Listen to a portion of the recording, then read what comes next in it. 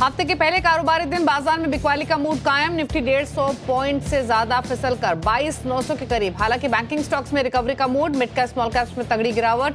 डर का index India VIX 7% से ज्यादा चढ़कर 18 के निकला पार। फार्मा, आईटी और कैपिटल गुड्स में सबसे ज्यादा गिरावट। तीनों सेक्टर इंडेक्स 2% से ज्यादा गिरे। पीएसयूज और मेटल स्टॉक्स पर दबाव। चुनिंदा एफएमसीजी स्टॉक्स में खरीदारी। ब्रिटानिया, एचयूएल और पिडिलाइट में 1% की तेजी।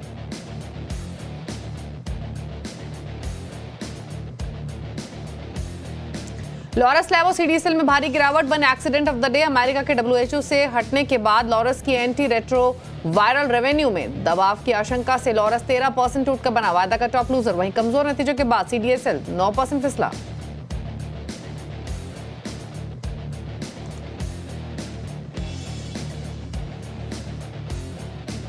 बाजार को पसंद आए आईसीआईसीआई बैंक के नतीजे। शेयर में करीब 1.5% की बढ़त। Q3 में बैंक का मुनाफा 15%, तो ब्याज से कमाई 9% बढ़ी। फ्लैट रहे नेट इंटरेस्ट मार्जिन। वहीं रिजल्ट के बाद 7% फिसला आईडीएफसी फर्स्ट बैंक। नतीजों के बाद डीएलएफ में जोरदार तेजी। शेयर में 3% का उछाल। कंपनी के मुनाफे में दिखा 61% का उछाल। वहीं रिजल्ट के बाद मैक्रोटेक डेवलपर्स में हल्की खरीदारी। कंपनी के मुनाफे मार्जिन में दिखी अच्छी बढ़त। आ जाएंगे टाटा स्टील और कोल इंडिया के रिजल्ट्स। मुनाफे से 550 करोड़ के घाटे में आ सकती है टाटा स्टील। मार्जिन पर भी दबाव संभव। वहीं 11% घट सकता है कोल इंडिया का प्रॉफिट। साथ ही आईओसी, पेट्रोनेट समेत वायदा की 9 कंपनियों के रिजल्ट्स का रहेगा इंतजार। सरकार ने सेबी चेयरमैन के पद के लिए आवेदन मंगवाए। 17 फरवरी तक आवेदन देने की तारीख। 28 फरवरी को खत्म हो रहा है मौजूदा चेयरपर्सन माधवीपुरी बुच का कार्यकाल।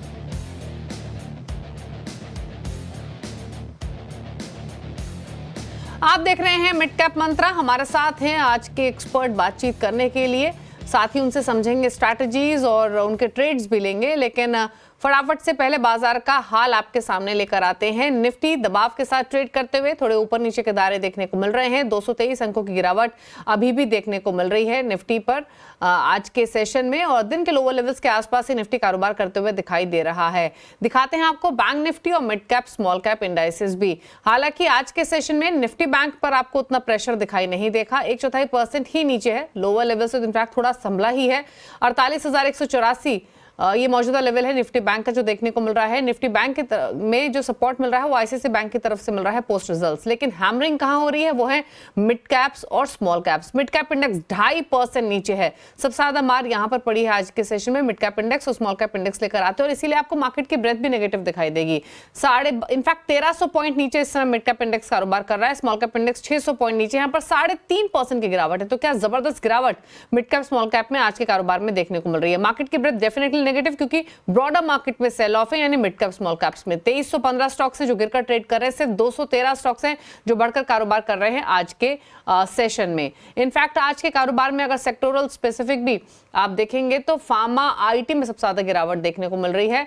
बैंक्स थोड़ा संभल कर ट्रेड कर रहे हैं। रियल्टी में उतना प्रेशर नहीं है। नेगेटिव बाय जरूर देखने को मिल रहा है। लेकिन ये 2 पॉकेट्स हैं जहां पर सबसे ज्यादा गिरावट है, जिसमें निफ्टी आईटी और निफ्टी फार्मा इंडेक्स शामिल है। बाकी सेक्टर्स तो लेगार्ड ही हैं आज के सेशन में। कोई वाइब्रेंसी नहीं है बट उतनी वीकनेस भी नहीं है। बट ये 2 मेजर कंट्रीब्यूटर्स हैं आज के लॉसेस में। छोटी छोटी पॉकेट्स देखेंगे तो सीमेंट स्टॉक्स में बिकवाली है। केमिकल स्टॉक्स में बिकवाली देखने को मिल रही है।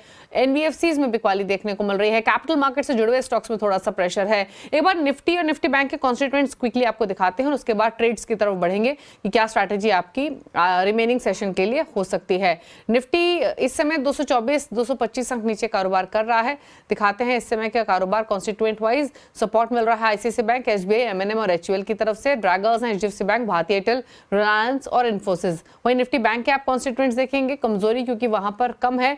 तो एक मेजर सपोर्ट आईसीआईसीआई बैंक और एसबीआई की तरफ से आ रहा है। 128-29 अंकों का तो अकेला कंट्रीब्यूशन आईसीआईसीआई बैंक लैंड कर रहा है। 35 अंकों का कंट्रीब्यूशन एसबीआई की तरफ से आते हुए दिखाई दे रहा है। लेकिन ट्रेडिंग स्ट्रैटेजीज आपकी क्या हो सकती है, इस पर करते हैं फोकस। मंत्री फिनमार्ट के अरुण कुमार मंत्री हमारे साथ बने हुए हैं। अरुण नमस्कार, बताइए पहले तो निफ्टी बैंक निफ्टी पर राय रिमेनिंग सेशन के लिए। बैंक निफ्टी कंपैरेटिवली उतना वीक नहीं है आज के सेशन में। कोई ट्रेडिंग अपॉर्चुनिटी बन रही है, इंडेक्स को छोड़ दें? गुड आफ्टरनून दीपाली जी। देखिए, मुझे लग रहा है मार्केट 23,000 के नीचे अब आ चुका है, तो उसका प्रेशर तो जरूर रहेगा क्योंकि डेरिवेटिव की वीकली मंथली एक्सपायरी है और 23,000 के पुट में काफी अच्छी राइटिंग देखने को मिली है। तो 23,000 के नीचे जब तक है, जब तक तो ऊपर के लेवल पे आपको सेलिंग प्रेशर दिखेगा ही। एक चीज जरूर नोट करनी पड़ेगी, मार्केट में 22,800 22,700 एक बड़ा सपोर्ट है, क्योंकि 22,800 के आसपास अब नेक्स्ट पुट राइटिंग ज्यादा है। 22,800 इनफैक्ट फ्राइडे के सेशन में भी देखे तो वहां पे भी राइटिंग देखने को मिली है। तो 22,800 22,700 एक स्ट्रॉन्ग सपोर्ट जोन है, हो सकता है यहाँ से बाउंस बैक एक देखने को मिल सकता है। इसलिए करंट लेवल पे निफ्टी में शॉर्ट करने की सलाह तो डेफिनेटली नहीं है। थोड़ा राइज आता है अगेन 22,950 के आसपास आता है तो वहां पे एक बार शॉर्ट जरूर कर सकते हैं, पर करंट लेवल पे निफ्टी में शॉर्ट करने की सलाह नहीं है। और बैंक निफ्टी में मुझे लग रहा है थोड़ा रेजिलियंस नजर आ रहा है। आईसीआईसीआई बैंक का क्लियर कट कॉन्ट्रीब्यूशन नजर आ रहा है 48,000 के नीचे। जब तक बैंक निफ्टी नहीं जाता तो बैंक निफ्टी में भी मुझे लग रहा है शॉर्ट करने की सलाह नहीं है। तो दोनों इंडाइसेस को अवॉइड करें, और जिनके पास बैंक निफ्टी में स्पेसिफिकली लॉन्ग पोजीशन है तो 48,000 का एक स्टॉप लॉस जरूर मेंटेन करें, और 22,800 का आपको स्टॉप लॉस निफ्टी में मेंटेन करना है। तो मुझे लग रहा है सेल ऑन राइज की स्ट्रैटेजी निफ्टी में बेटर रहेगी, और बैंक निफ्टी में अगर लॉन्ग पोजीशंस है तो 48,000 का एक स्टॉप लॉस जरूर रखें। स्टॉक स्पेसिफिक कोई ट्रेड्स लेंगे क्या? देखिए, दो सेक्टर मुझे लग रहा है थोड़ा बाउंस बैक दिखा सकते हैं अगर मार्केट में रिकवरी आएगी। तो निफ्टी ऑटो और पीएसयू बैंक्स यहाँ पे एक मुझे लग रहा है बाउंस बैक आ सकता है। तो एक स्टॉक थोड़ा कॉन्ट्राव्यू लेना चाहूंगा। मारुति में मुझे लग रहा है एक अच्छा बाउंस देखने को मिल सकता है, क्योंकि शॉर्ट्स काफी है और एक्सपायरी नजदीक है। तो 12,000 के आसपास मारुति ट्रेड कर रहा है, तो मारुति को बाय करके चल सकते हैं। छोटा स्टॉप लॉस 11,780 का लगाए, ऊपर में 12,400 और 12,450 और एक बाउंस वहां तक देखने को मिल सकता है। तो मारुति एक डेफिनेटली कॉन्ट्राबेट रहेगा, इसमें बाय करके चल सकते हैं। ओके, तो मारुति में एक ट्रेड ले सकते हैं। 12,000 के आसपास फिलहाल कारोबार कर रहा है, 4% के आसपास की बढ़त देखने को मिल रही है स्टॉक में। लेकिन चलिए मिड कैप्स का हाल लेकर आते हैं। इंडेक्स तो आपने अभी देखा ही, भारी गिरावट देखने को मिल रही है, 2.5% नीचे, ऑलमोस्ट 1300 पॉइंट्स की गिरावट देखने को मिल रही है मिड कैप इंडेक्स में। लेकिन पॉकेट्स में अगर आप देखेंगे तो गिरावट वाली पॉकेट्स ही ज्यादा हैं आज के सेशन में। 2-3 प्रिसाइज पॉकेट्स दिखाते हैं जहां पर ज्यादा प्रेशर है, जिसमें फार्मा, आईटी, कैपिटल मार्केट से जुड़े हुए स्टॉक शामिल हैं। शुरुआत करते हैं फार्मा के साथ, जहां पर प्रेशर आज के कारोबार में देखने को मिला है। आज के सेशन में लॉरस लैब जैसे स्टॉक्स में दबाव देखने को मिला है, साथ ही gland pharma, Ajanta pharma, नेटको pharma में गिरावट देखने को मिल रही है। तो यहाँ पर बिकवाली देखने को मिली है फार्मा स्टॉक्स में आज के सेशन में। शेयर बाजार से जुड़े हुए स्टॉक्स अगर आप देखेंगे कैपिटल मार्केट से, तो वहाँ पर CDSL, जिस पर हम आगे चर्चा भी करेंगे, यहाँ पर गिरावट देखने को मिली है। मोतीलाल ओसवाल फाइनेंशियल सर्विसेज के स्टॉक में गिरावट देखने को मिल रही है। नोवामा, प्रूडेंट, इन स्टॉक्स में भी दबाव देखने को मिला है आज के सेशन में। इसके अलावा अगर आप देखेंगे मिड कैप IT स्टॉक्स में जो गिरावट देखने को मिल रही है, न्यूजन सॉफ्टवेयर 10% नीचे है आज के सेशन में, 6% नीचे कारोबार कर रहा है। रामको सिस्टम्स, मास्टेक 6% नीचे, और एक्सिस किड्स में 2% की गिरावट देखने को मिल रही है। तो यह है मिड कैप IT का हाल आज के सेशन में। इसके अलावा इनफैक्ट गिरावट वाले पॉकेट्स तो काफ़ी सारी हैं, लेकिन ये वो स्टॉक्स थे जहां पर ज़्यादा सेल ऑफ आज के सेशन में देखने को मिल रहा है। इंडेक्स 2.5% नीचे ही कर रहा है कारोबार। लेकिन अब बात करते हैं आज CDSL और लॉरस लैब की, क्योंकि रिजल्ट्स के बाद दोनों ही स्टॉक्स में तेज गिरावट देखने को मिली और दोनों ही बने accident of the day. Mitali Jain हमारे साथ मौजूद है। मिताली, बताइए पहले तो CDSL इतनी भारी गिरावट क्या रहा अर्निंग्स में? जी मैम, तो इस तिमाही की रेवेन्यू की बात करें तो 359 करोड़ से गिरकर रेवेन्यू 17% अभी 298 करोड़ पे रिकॉर्ड हुआ है इस पर्टिकुलर क्वार्टर के लिए। और नेट प्रॉफिट की बात करें तो वहाँ पे भी 20% की गिरावट देखने को मिली है। नेट प्रॉफिट जो है वो 130 करोड़ का ही लगभग रिकॉर्ड हो पाया है, जो कि पिछले तिमाही के मुकाबले 20% कम है, जहाँ 162 करोड़ का नेट प्रॉफिट पिछले क्वार्टर में देखने को मिला था। तो Q3 के नतीजों के बाद आज CDSL में काफ़ी गिरावट जो देखने को मिली है। ऑपरेटिंग नंबर्स की अगर बात करूँ तो ट्रांजैक्शन चार्जेस होने वाली जो इनकम है वहाँ पे भी हमें डीग्रोथ देखने को मिली है। जो इनकम है वो 83 करोड़ से गिरकर सिर्फ 59 करोड़ ही रह गई है Q-on-Q बेसिस पे, यानी 29% की गिरावट इस पर्टिकुलर सेगमेंट में देखने को मिली। साथ ही ऑनलाइन डेटा चार्जेस से जो इनकम आती है वहाँ पे भी 23% की गिरावट देखने को मिली, 51 करोड़ ही इनकम यहाँ पे रिकॉर्ड हो पाई। इसके अलावा डीमैट कस्टडी की बात करें तो वो पिछले क्वार्टर में 78 लाख करोड़ की रिकॉर्ड हुई थी, जो कि अभी गिरकर सिर्फ 75 लाख करोड़ पर ही रह गई है। और साथ ही नेट डीमैट अकाउंट जो है, जो पिछले क्वार्टर में 118 लाख खुले थे, वो इस बार सिर्फ 92 लाख ही खुलते हुए नजर आए। एक्सपेंसेस की सेगमेंट में अगर बात करो तो कंपनी का जो IT कॉस्ट है वहाँ पे भी 24 करोड़ से बढ़कर वहाँ पे एक्सपेंसेस जो है वो 30 करोड़ के आसपास नजर आए। तो ये सारे फैक्टर्स रहे जिसके कारण आज हमें स्टॉक में काफ़ी गिरावट देखने को मिल रही है।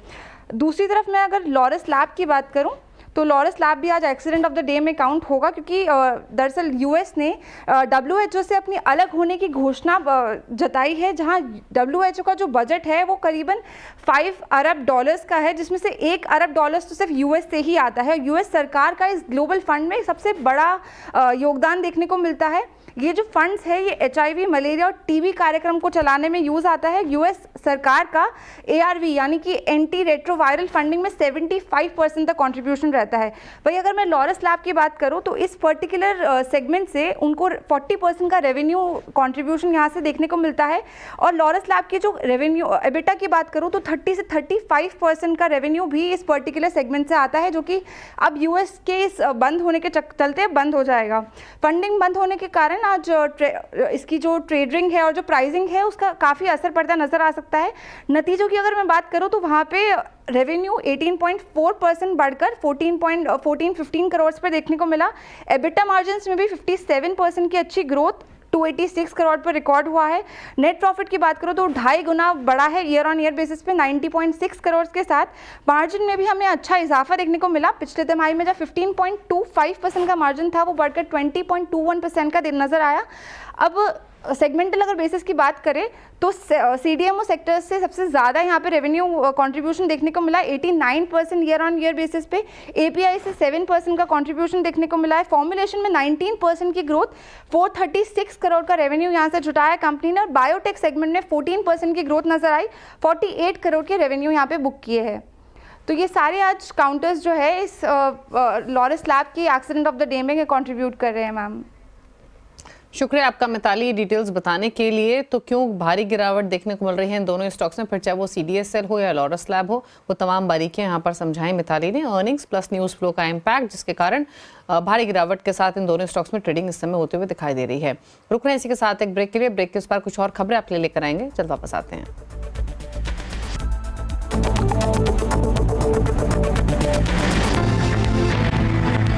न्यूज़ 18 पर यूपी के मुख्यमंत्री योगी आदित्यनाथ के सबसे बड़े इंटरव्यू की, दरअसल नेटवर्क 18 के editor in chief Rahul Joshi ने एक्सक्लूसिव बातचीत में कहा कि महाकुंभ से यूपी की इकोनॉमी में कम से कम 2 लाख करोड़ का इजाफा होगा। 2029 तक यूपी को $1 ट्रिलियन की इकोनॉमी बनाएंगे। योगी जी, आपने यूपी को $1 ट्रिलियन इकोनॉमी बनाने का संकल्प लिया है। कब तक ये हो पाएगा? कोई कहता है 2027 आपने बोला, या 2030। एक तो ये कि कब तक होगा और 2029 की हम लोगों ने एक टाइमलाइन तय की है कि 2029 तक यूपी $1 ट्रिलियन की इकोनॉमी होगा, और उसके लिए कार्य योजनाएं बनाई जा चुकी हैं, बाकायदा उसको इम्प्लीमेंट किया जा रहा है। हमने पिछले 7-8 वर्ष के दौरान 3 से 3.5 वर्ष कोविड महामारी के बावजूद अपनी इकोनॉमी के दुगना से अधिक करने में सफलता प्राप्त की है, और मेरा ये मानना है कि हम लोग 2029 में इसको अचीव करें। मैंने सुना है कि 7,500 करोड़ रुपए जो है लगे ये सब भव्य आयोजन करने में। यहाँ पे इस एरिया में इकोनॉमिक एक्टिविटी कितनी बढ़ी है सिर्फ इन दिनों में, इन 40-45? देखिए, मैं जो 7,500 करोड़ रुपए खर्च हुए हैं वो केवल आयोजन में ही नहीं, बल्कि प्रयागराज सिटी को जोड़ने वाले जो कनेक्टिंग मार्ग्स हैं, हाईवे हैं, उनमें, रेलवे स्टेशंस में, एयरपोर्ट पे, और प्रयागराज सिटी के सर्वाधिक यानी एक व्यवस्थित डेवलपमेंट में रोड, ओवरब्रिज, अंडरपास, फ्लाईओवर्स, इन सब में मिलाकर के इतना खर्च हुआ है। और ये सारी जो भी आप यहाँ पे समागम देख रहे हैं और अगले 45 दिनों के अंदर देखेंगे, इससे उत्तर प्रदेश की इकोनॉमी में कम से कम 2 लाख करोड़ रुपए का इसके माध्यम से ही ग्रोथ होने वाली है। तो यह एक नई इकोनॉमिक्स उत्तर प्रदेश और भारत दुनिया को देने जा रहा है कि आप जब भी अपनी ताकत को पहचानेंगे तो ग्रोथ इसी प्रकार से आगे बढ़ेगी। 2 लाख करोड़ मतलब करीब 10% GDP यूपी का जो GDP होगा उसका 10% योगदान अकेले महाकुंभ देने जा रहा है। चलिए रुक रहे इसी के साथ एक ब्रेक के लिए। ब्रेक के उस पार कुछ और खबरें, जल्द वापस आते हैं।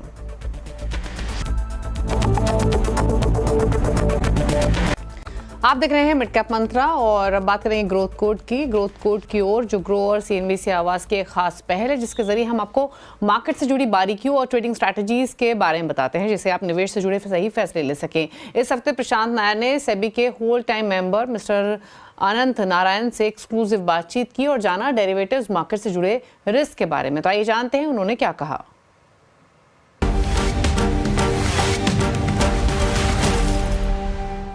You've done a fair bit in terms of weekly options and other things. Or is that work in progress still? Is this going to continue to evolve and we'll see more sort of regulation and efforts to make people aware of the risks in this kind of activity? You know, derivatives aid in price discovery. They give you depth in the market. They allow for risk management. They allow for trading, all of those things. And we do need all of these things for capital formation. So let it be very clear, SEBI is not against derivatives. We did have a problem though on two fronts. One was our first principal mandate is investor protection. And it was very clear from the two research reports that I quoted to you that small investors were losing out and that we cannot close our eyes to it. While we are a disclosure-based regime, we are not a nanny state. At the same time, we can't allow this to continue for a very, very long time. That is one particular issue. The second issue was we also saw a fair amount of over trading and therefore increase in system-wide risk, particularly on expiry days. And when we spoke to our market participants and we consulted with them, what we realized is that the core issue really is not across the spectrum of derivatives, but specifically in the area of index options trading on expiry day, right? So out of the 6 steps that we announced in October, 5 of them were clearly and squarely, directed at trying to curtail this question of over trading in index options on expiry day. Now, we haven't directly tried to address investor protection, but by this oblique route of trying to bring down over trading on that expiry day in index options, we think that will have some kind of a benefit for investor protection as well. We've taken the first set of steps. We are still looking at how the impact is kind of playing out.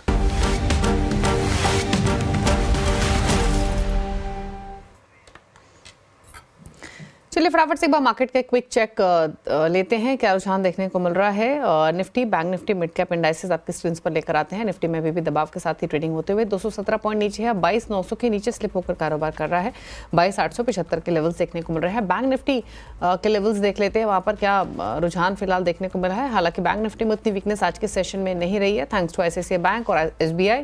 132 अंक नीचे है, निचले स्तरों से recover होकर अब दिन के ऊपरी स्तरों के आसपास ही कारोबार करने की पूरी कोशिश करते हुए 0.29% की ही गिरावट से निफ्टी बैंक में इस समय देखने को मिल रही है। लेकिन मिड कैप से प्रेशर कंटिन्यू होते हुए मिड कैप इंडेक्स अभी भी 2.5% नीचे ही ट्रेड कर रहा है। 3.5% से ज्यादा ही कमजोरी हम स्मॉल कैप इंडेक्स में देख रहे हैं आज के सेशन में। 1305 पॉइंट नीचे ट्रेड कर रहा है मिड कैप इंडेक्स और स्मॉल कैप इंडेक्स में भी भारी गिरावट आज के कारोबार में देखने को मिल रही है। IT, फार्मा ये कुछ पॉकेट्स हैं जो सबसे ज़्यादा कंट्रीब्यूट कर रहे हैं आज के सेल ऑफ में। केमिकल स्टॉक्स में काफ़ी गिरावट है, साथ ही आज के सेशन में सीमेंट स्टॉक्स में हम गिरावट देख रहे हैं। निफ्टी IT आप देखिए जो चला था पिछले 3 सत्रों में वो अब ऑलमोस्ट बराबरी पर आ चुका है। इस समय 3.5% के आसपास की गिरावट निफ्टी IT इंडेक्स में देखने को मिल रही है। मार्केट की ब्रेथ डेफिनेटली नेगेटिव क्योंकि ब्रॉडर मार्केट में सेल ऑफ है। 2309 स्टॉक जो कि गिरकर कारोबार कर रहे हैं, सिर्फ 227 स्टॉक्स हैं जो बढ़कर कर रहे हैं ट्रेड आज के सेशन में। लेकिन आगे बढ़ते हैं, हम खिलाड़ी नंबर 1 का अपडेट लेकर आते हैं। इस हफ्ते मुकाबला चल रहा है कोटक सिक्योरिटीज के अमोल अठावले, मार्केट एक्सपर्ट अमित सेठ और रघुनाथ कैपिटल के पवन महेश्वरी के बीच में। और फिलहाल की रिटर्न की स्थिति आपकी स्क्रीन पर, अमोल अठावले लीड कर रहे हैं 3.5% के गेंस के साथ। पवन महेश्वरी का पोर्टफोलियो 0.37% दे रहा है। अमित सेठ का पोर्टफोलियो -1.1% के रिटर्न्स लैंड कर रहा है। ये रहा अपडेट। इसी के साथ एक ब्रेक के उस पार न्यूयॉर्क कंपनी में बातचीत करेंगे मैनकाइंड फार्मा के VC और MD राजीव जुनेजा से। नमस्कार।